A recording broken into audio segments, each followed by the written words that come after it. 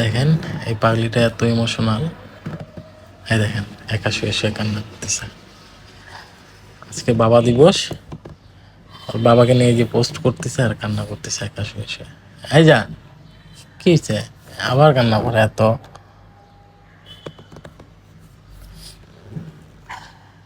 কান্না করো না জান। আগে আগে বাবার প্রতি অনেক রাগ হইতো। যেমন ধরো যে পাশের বাসায় টিভি আছে, আমাদের বাসায় টিভি আনতো না, বলতো লেখাপড়ার ক্ষতি হবে।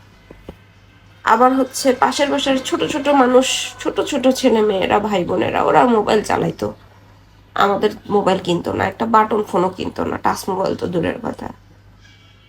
নতুন জামা কাপড় যদিও কিনে দিত কম দামি, বারবার বলতাম মানুষ এত দামি ড্রেস নেয়, আমাদের কেন ড্রেস কিনে দাও না দামি দামি। মানে খারাপ লাগতো, বন্ধু বান্ধবীদের সাথে উঠতে বসতে লেভেল মিলাইতে পারতাম না, মানে খারাপ লাগতো। কিন্তু এখন বুঝি দুইটা টাকা ইনকাম করা কতটা কষ্টের, আর কত কষ্ট করে আমাদের বাবা আমাদের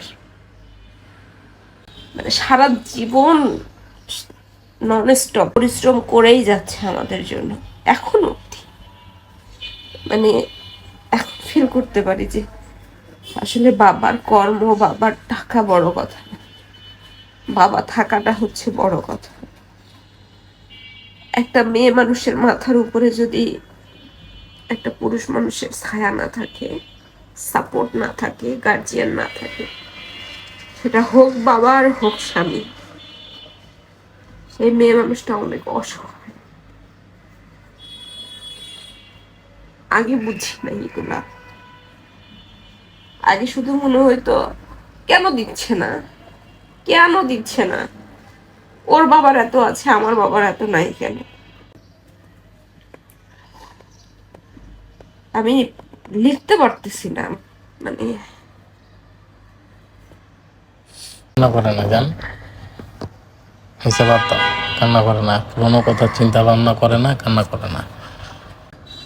আমার শ্বশুরের জন্য সবাই দোয়া করবেন, সামনের সপ্তাহে ওনার অপারেশন। আল্লাহ ওনাকে যেন ভালো রাখে, সুস্থ রাখে। আমার শ্বশুর অনেক ভালো মানুষ।